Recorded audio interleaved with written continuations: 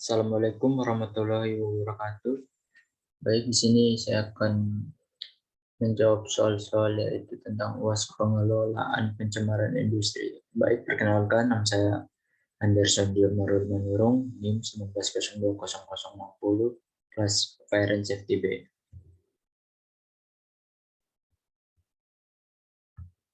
Soal yang pertama, apa yang dimaksud dengan pengelolaan limbah B3?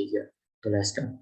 Pengelolaan limbah B3 yaitu salah satu rangkaian kegiatan yang di dalamnya mencakup penyimpanan, pengumpulan, pemanfaatan, pengangkutan, dan pengolahan. Hasil pengolahan limbah B3 termasuk penimbunan. 2. Sebutkan dan jelaskan karakteristik limbah B3. Yang pertama, karakteristik limbah B3 berdasarkan PP nomor 101 tahun 2014 tentang pengelolaan limbah bahan berbahaya dan beracun pasal 5 adalah mudah meledak, mudah menyala, reaktif, infeksius, korosif, dan beracun. Berikutnya, nomor 3, sebutkan dan jelaskan kategori limbah B3. Kategori yang pertama yaitu limbah yang memiliki dampak yang akut atau cepat atau tiba-tiba. Kategori yang kedua, limbah yang memiliki efek tidak akut atau tunda.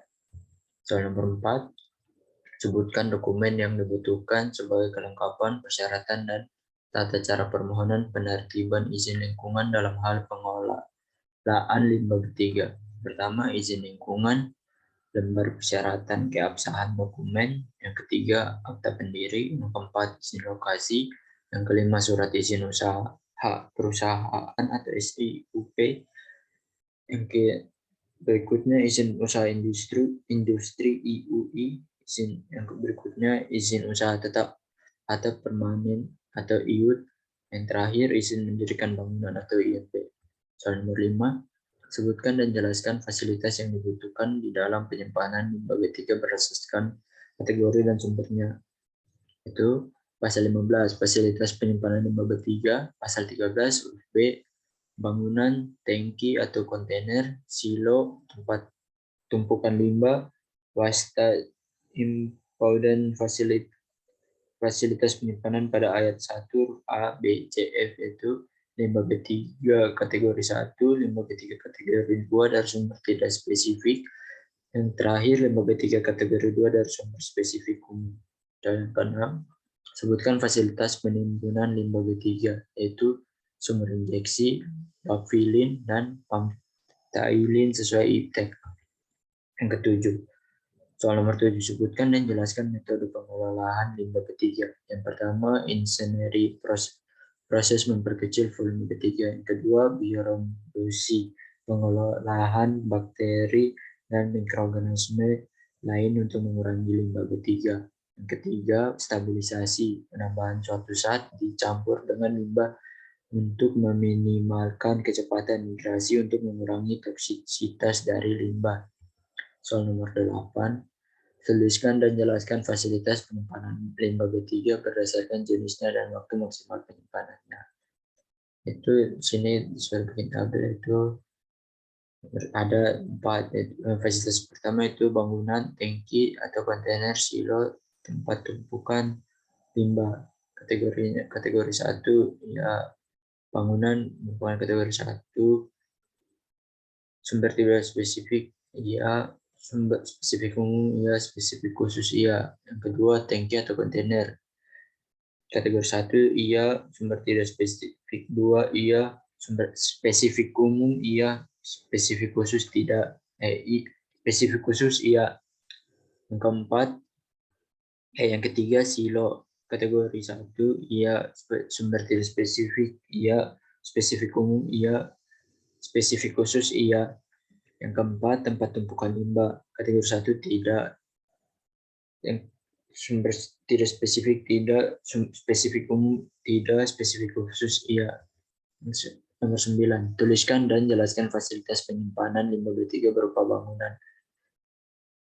Yang pertama, fasilitas penyimpanan itu desain dan konstruksi mampu melindungi limbah B3 dari hujan dan sinar matahari.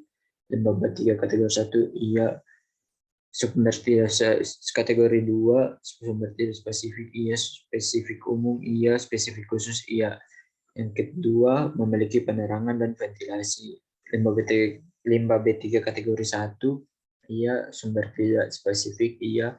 Spesifik umum, iya. Spesifik khusus, tidak. Yang ketiga, memiliki saluran drainase dan bak penampung. Limbah B3 kategori 1, iya. Spesifik, tidak. Sumber tidak spesifik, iya. Spesifik umum, iya. Spesifik khusus, iya. 10. Jelaskan waktu penyimpanan limbah B3 berdasarkan kategori limbah B3 dan jumlah limbah B3 yang dihasilkan. Waktu penyimpanan 90 hari. Limbah B3 kategori 1 yaitu iya. Sumber tidak spesifik, iya. Spesifik umum, iya. Spesifik khusus, iya. Jumlahnya 50 kg, 180. Yang berikutnya 180 hari. Limbah kategori 1, iya.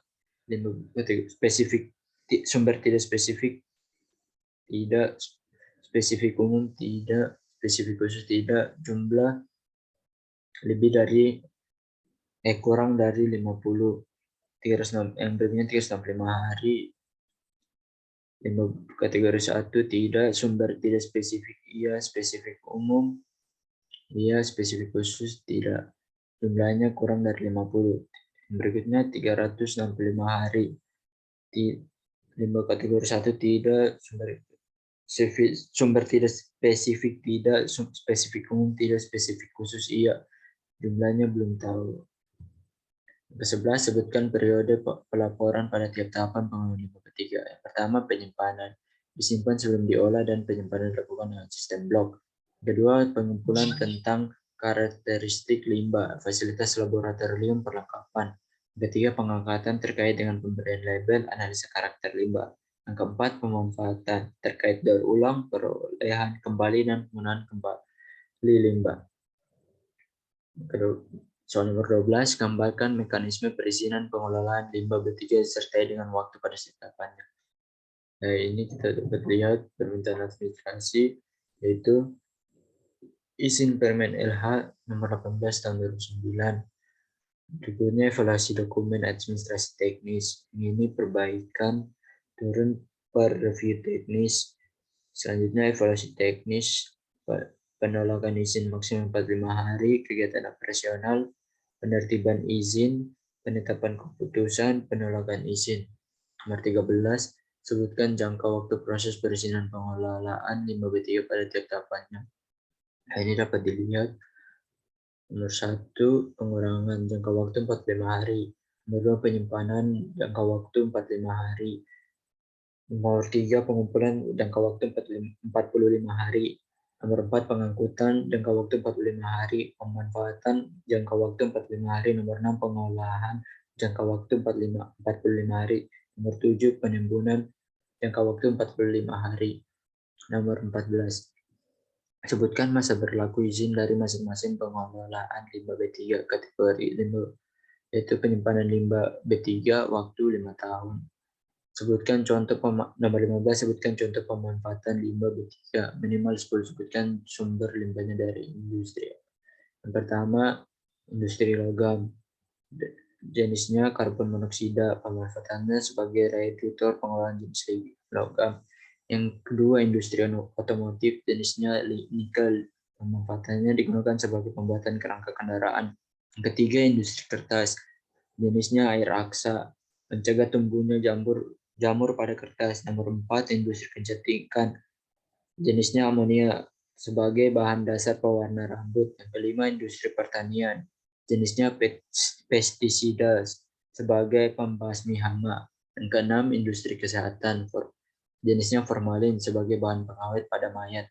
Yang ketujuh, industri cat, jenisnya kadmium digunakan untuk membuat pigmen warna. Yang kedelapan, industri semen, jenisnya fly ash dan bottom sebagai perekat untuk pemasangan batu bata. Yang ke-9, industri kabel, jenisnya tembaga sebagai bahan pembuat kabel. Yang ke-10, industri otomotif, jenisnya asam sulfat sebagai bahan pengisi aki basah. 14, sebutkan fasilitas pengangkutan limbah B3 berdasarkan kategori dan sumbernya. Jelaskan ketentuan informasi yang harus pada kendaraan pengangkutan. Sini pengangkutan laut, pengangkutan limbah B3 dengan kapal wajib memperhatikan spesifikasi kapal untuk pengangkutan. Berikutnya pengangkutan darat, pengemas B3 dan limbah B3 sesuai sifat dan karakteristik. Yang Yang ketiga, pengangkutan udara, pemilik agen ekspedisi muatan pesawat udara atau pengirim yang menyerahkan barang khusus. Yang ini adalah sumber yang ambil. Dan sekian dan terima kasih.